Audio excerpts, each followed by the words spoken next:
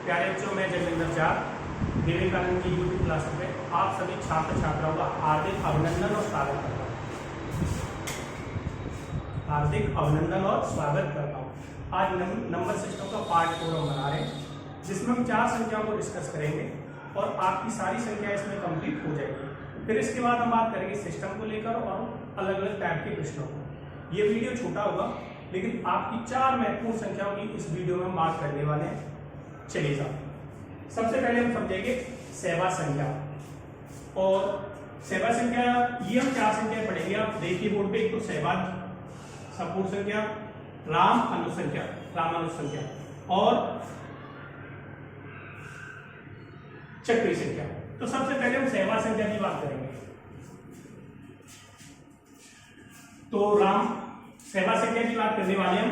तो इसमें देखिए वे दो संख्या, इनकी परिभाषा देखिए, वे दो संख्या है, वे दो संख्या है जिनका मासापा 1 होता है, सहवाग संख्या कहलाती है। तो आपको दो संख्याओं का युग्म दिया जाएगा। युग्म का मतलब दो संख्या दी जाएगी और वो केवल दोनों एक से विभाजित होंगी, केवल एक से। तो वो संख्या कैसी कहलाएंगी? सहवाग संख्या कहलाएंगी। जैसे मैं आपके सामने लिखता हूं, तो सबसे पहले कौन सी संख्या को पढ़ेंगे? सहअभाज्य संख्या की। तो देखिए सहवाग संख्या क्या होती है। डेफिनेशन मैंने बोर्ड पे लिख रखी है, आप इसे रोककर वीडियो को, इस डेफिनेशन को ले सकते हैं। और इस तरह का प्रश्न यूपी टेट, सी टेट में पूछा गया है और हर तरह के एग्जाम में, रेलवे, यूपीएसआई, इस तरह के हर प्रश्न में ये कभी न कभी ये प्रश्न पूछा गया। तो ये बड़े महत्वपूर्ण संख्या है, आप ध्यानपूर्वक ध्यान देंगे। चलिए सहवाग संख्या। तो सहवाग संख्या की हम बात कर रहे हैं। तो देखिए वे दो संख्या जिनका मासापा 1 होता है। तो देखिए मैं तो संख्या का युग्म लिखूंगा। तो हेडिंग लगा रहे हैं सहवाग संख्या, सहअभाज्य संख्या। देखिए मैं दो संख्या लिख रहा हूं, ये देखिए 5 और 20। ये दो संख्या का युग्म हो गया। अब बताइए इनका मासापा 1 है क्या? देखिए क्या ये केवल मासापा 1 होने का अभिप्राय मेरा क्या है कि केवल 1 से विभाजित होती है दोनों? तो देखिए ये 1 से तो होंगी विभाजित, 1 के अलावा किससे विभाजित हो रही है? 1 से बड़ा नंबर जो इन्हें विभाजित कर सकता है 5। तो इनका मासापा कितना होगा? 5 होगा। मासापा इनका कितना होगा? 5। और आपको पता है हम जब सहवाग संख्याओं के लिए बात करते हैं तो कौन सी संख्या होती है जिसका मासापा कितना हो? 1। और यह मासापा कितना आ रहा है? 5। तो ये सहवाग संख्या नहीं होगी। ठीक है। अब बड़ा प्रश्न उठता है कि एग्जाम में प्रश्न कैसे आएगा। तो मैं आपके सामने एग्जाम में आने वाले प्रश्न को लिख देता हूं, जो एग्जाम में पूछा गया है। आप उसे देख लें और देखने के बाद आपको समझ में आ जाएगा सहवाग संख्या का युग्म पेयर आपको कैसे छांटना है। तो केवल वे दो संख्या है जिनका मासापा 1 हो, मतलब अर्थात वो 1 से विभाजित हो, वे सारी संख्या कैसी होती है? सहवाग संख्या। युग्म होगा, दो संख्या देंगे। ठीक है। तो अब हम बात करें सहवाग संख्या की। तो देखिए आपको क्या है, प्रश्न कैसे आएगा सहवाग को लेकर? निम्न में सहअभाज्य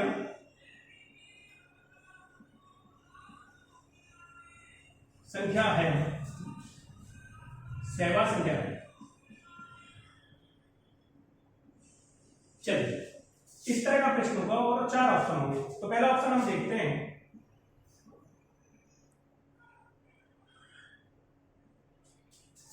दूसरा ऑप्शन 5 35।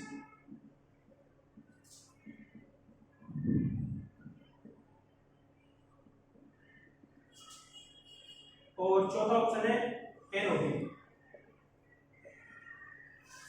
तो कहेगा निम्न में सहवाग संख्या है। तो आपको उन दोनों संख्याओं का युग्म छांटना है कि जो सहवाग हो। और सहवाग के लिए आपको ये देखना है केवल वो 1 से करती हो। तो देखिए पहले हम पेयर की बात करते हैं। तो देखिए 1 के अलावा किससे कट रही है? 1 के अलावा 2 से, ये भी 2 से कट जाएगी, 2 से। तो इनका जो मासापा होगा कितना होगा प्यारे बच्चे? 2 होगा। यह मासापा 2 है, जबकि मासापा क्या होता है सहवाग संख्या का 1। तो ये आंसर कैसा नहीं होगा। अब देखिए ये दोनों, ये किससे कट रही है? दोनों 5 से, इसीलिए इनका मासापा कितना होगा? 5 होगा। अब देखिए ये संख्या, देखो ये संख्या 2 से कर सकती है, 4 से कर सकती है, और ये संख्या 3 और 5 से। अब देखिए ये दोनों संख्या केवल किससे कट रही है? 1 से। 1 से। तो यहाँ इनका मासापा कितना आ रहा है? वो नंबर जो दोनों को काट सकता है वो 1 है। तो ये आपका यहाँ पर आंसर होगा। ठीक है, तो ये हो गई आपकी सहभाज्य संख्या। तो सहभाज्य संख्या आपको समझ में आ गई होगी, ऐसी दो संख्या जिनका मासापा एक होता है सहभाज्य संख्या कहलाती है। अब बात करेंगे हम संपूर्ण संख्या की। तो सहभाज्य संख्या आपको समझ में आ गई, मैं इसे रद्द कर देता हूं। इस तरह का प्रश्न आपके एग्जाम में आता है तो मैंने आपको बता दिया, आपको ऐसा ही कुछ आता है। चलिए अब बात करेंगे हम संपूर्ण संख्या की। संपूर्ण संख्या, संपूर्ण संख्या क्या समझिए, वह संख्या जिसके भाजकों का योगफल संख्या से दोगुना होता है। तो पहली बात आपको करें भाजक, भाजक क्या होते हैं, गुणनखंड क्या होते हैं। देखो मैंने एक बात बताई थी आपको, किसी भी संख्या के भाजक, तो आप समझे पहले यहाँ पर भाजक, किसी भी संख्या का भाजक सबसे छोटा भाजक एक होता है, सबसे बड़ा भाजक संख्या स्वयं होती है। तो इसके केवल कितने भाजक हैं, दो। अब इनका योगफल कितना होना, 4। क्या ये इस संख्या से दोगुना है क्या, है क्या, नहीं। तो ये संपूर्ण संख्या नहीं होगी। तो यहां डेफिनेशन को समझे, वह संख्या जिसके भाजकों का योगफल संख्या से दोगुना होता है संपूर्ण संख्या कहलाती है। चलिए तो देखिए, इसका भाजक 3 का सबसे छोटा भाजक 1 होगा, सबसे बड़ा भाजक 3 होगा, और इन भाजकों का योगफल कितना होता है, 4। क्या ये योगफल इस संख्या से दोगुना है क्या, नहीं। तो ये संख्या संपूर्ण संख्या नहीं है। तो अब बात करते हैं कि संपूर्ण संख्या होगी कौन सी। तो देखिए, तो सबसे छोटी संपूर्ण संख्या, तो अगर सबसे छोटी संपूर्ण संख्या की बात होगी, सबसे छोटी संपूर्ण संख्या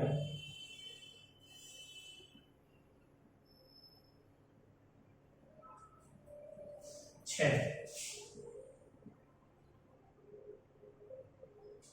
चलिए अब मैंने लिखा है सबसे छोटी संपूर्ण संख्या कितनी है, 6। तो अभी कैसे चेक करेंगे, कैसे ज्ञात करेंगे कि ये संपूर्ण संख्या है। तो जिस संख्या की हम बात कर रहे हैं उसके सभी भाजकों को निकालेंगे। तो अब देखिए, ये है 6, इसका सबसे छोटा भाजक क्या होगा प्यारे बच्चे, 1, और सबसे बड़ा भाजक क्या होगा प्यारे बच्चे, 6।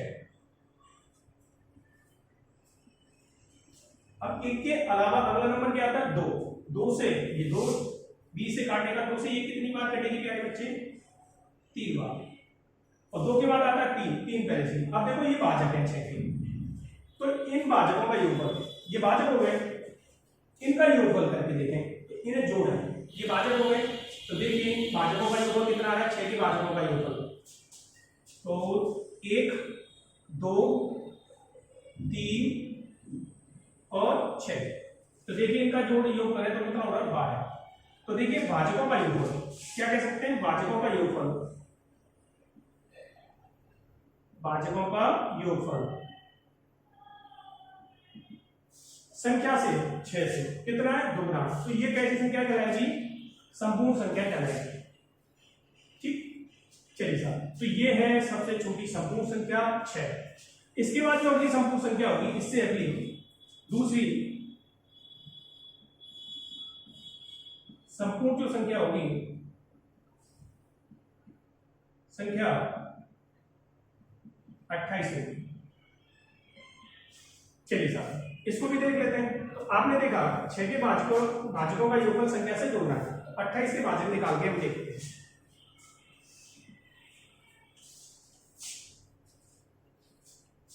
तो 28 के भाजक अगर प्यारे बच्चे हम निकालें, तो आप यहां देखिए सबसे छोटा भाजक क्या होगा प्यारे बच्चे, इसका 1, सबसे बड़ा 28।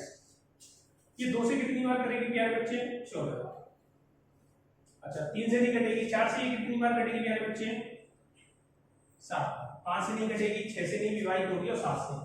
अब इसके भाजकों का योगफल करें, इन सब भाजकों को जोड़ के देखें, तो इनका जो योगफल आएगा कितना आएगा, 56 आएगा। और ये संख्या से भाजकों का योगफल संख्या से क्या गुना है, 2 गुना। और मैंने ये कहा वह संख्या जिसके भाजकों का योगफल संख्या से 2 गुना होता है, वो संख्या कौन सी संख्या कहलाती है, संपूर्ण संख्या। तो ये कैसी संख्या होगी प्यारे बच्चे, संपूर्ण संख्या होगी। तो ये थी आपकी संपूर्ण संख्या। दूसरी संपूर्ण संख्या, अगर आपको इसमें और कोई अगर आपको डाउट है तो आप कमेंट के माध्यम से मुझे जरूर बताएं, और मैं आपके कमेंट को पढ़कर आपका आंसर जरूर दूंगा। ठीक, तो अब तक हमने बात की संपूर्ण संख्या की।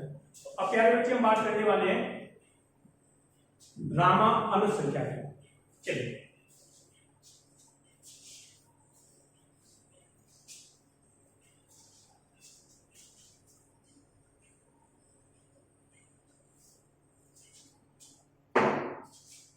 तो रामानुज संख्या समझने से पहले आपको दो चीजें समझनी होंगी।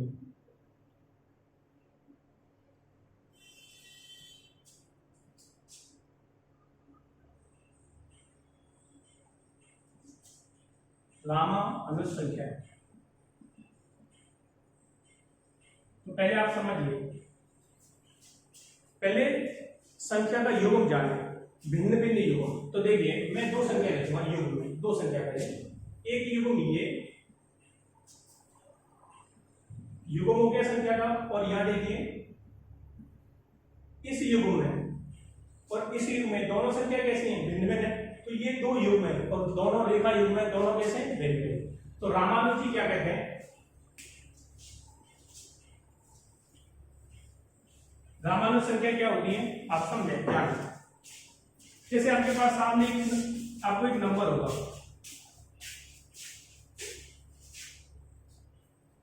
नंबर होगा और ये नंबर, आपके पास दो युग्म होंगे, दो संख्या होगी ए और बी, एक युग्म होगा सी और डी, और दोनों युग्म में संख्याएं भिन्न भिन्न होंगी। अच्छा सर, तो पहले युग्म में जो संख्या है, पहले युग्म में इनके घनों का क्यूब, इनके घनों का क्यूब, और यहां इनके घनों का क्यूब का योग, इस युग्म के घनों का योग और इस योग के घनों का योग एक ही नंबर हमें प्राप्त होता है। तो ऐसी संख्या कैसी कहलाती है, रामानुज संख्या कहलाती है। तो मैं आपके सामने समझाता हूं, ऐसी संख्या जो दो संख्याओं के भिन्न भिन्न योगों के घनों के योग से प्राप्त होती है, वो संख्या क्या कहलाती है, रामानुज संख्या। चलिए साहब, तो मैं आपके सामने एक संख्या लिखता हूं,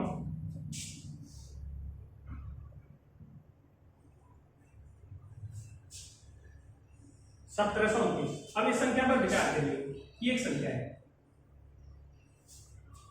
तो देखिए यहां देखिए 10 का क्यूब और 9 का क्यूब। 10 का क्यूब कितना होता है 1000 और 9 का क्यूब होता है 729।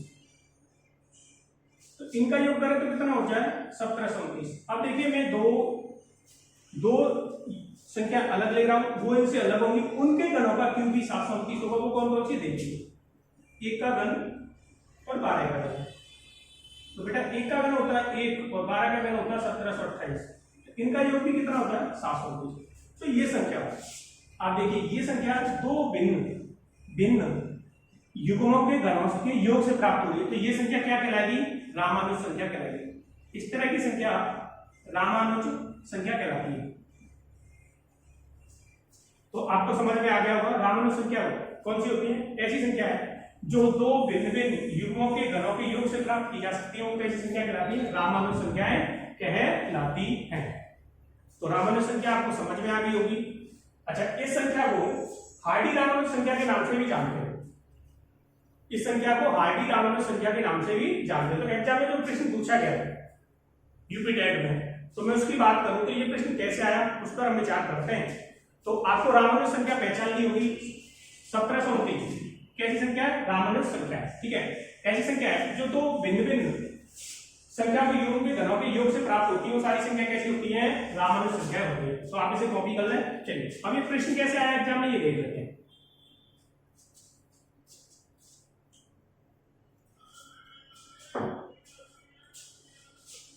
हार्डी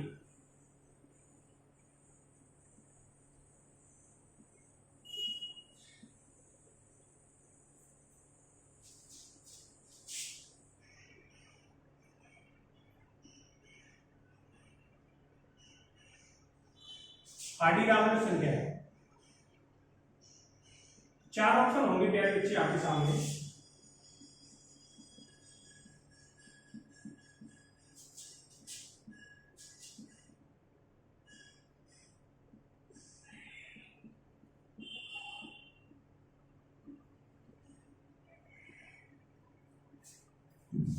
तो आप मैंने बताया कि जो 729 है इसे हार्डी रामानुज संख्या के नाम से जानते हैं। तो इस तरह का एग्जाम, ऐसा प्रश्न यूपी टेट के एग्जाम में पूछा गया है। तो हार्डी रामानुज संख्या कौन सी, तो आप किस पे टिक करोगे, अभी मैंने क्या बताया 1729, ये हार्डी रामानुज संख्या है। अब हार्डी क्यों नाम जुड़ा है, तो ये हिस्ट्री की बात है और इसे अगले वीडियो में हम डिस्कस करेंगे। हार्डी रामनुज संख्या, तो अगर ऐसा प्रश्न आता है हार्डी रामनुज संख्या, तो आप किस पे टिक कर रहे होंगे, 1729 पर। ठीक, चलिए सामने। अब हम बात करेंगे लास्ट संख्या की, चक्रीय संख्या की। चक्रीय संख्या के बाद हमारा नंबर सिस्टम, संख्या को लेकर जितने प्रश्न, संख्याओं का वर्गीकरण को लेकर जितने प्रश्न बन सकते हैं, मैंने सारे प्रश्न सारे प्रकार की संख्या को डिस्कस किया है। अगर कोई संख्या मेरे से छूट गई है तो आप कमेंट के माध्यम से मुझे बताएं कि सर इस तरह की संख्या आपने नहीं पढ़ाई जो हमें आती नहीं है, उसको भी हम अगले वीडियो में डिस्कस करेंगे। ठीक है, आपके सुझाव और समस्या स्वागत है, आप बताएं। तो हार्डी रामनुज संख्या समझ में आ गई, इस तरह का प्रश्न आया है। तो अब हम बात करेंगे चक्रीय संख्या। चक्रीय संख्या,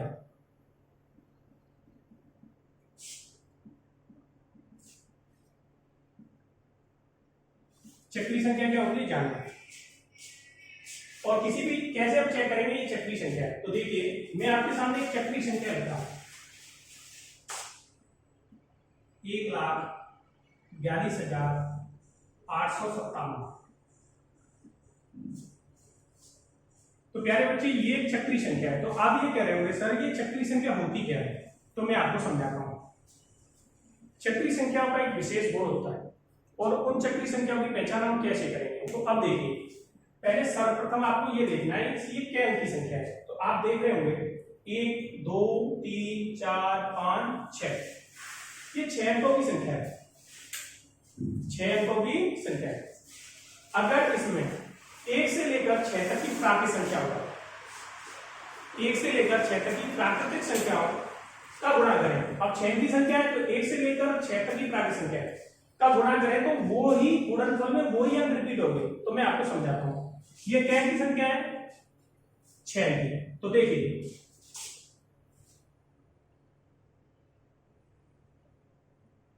तो आपको 1 से लेकर 6 तक की प्राकृतिक संख्या है, तो 1 से लेकर 6 तक की प्राकृतिक संख्या को गुणा करके देखें तो पहली प्राकृतिक संख्या क्या होगी, सबसे पहली 1, तो इसका जो गुणनफल आएगा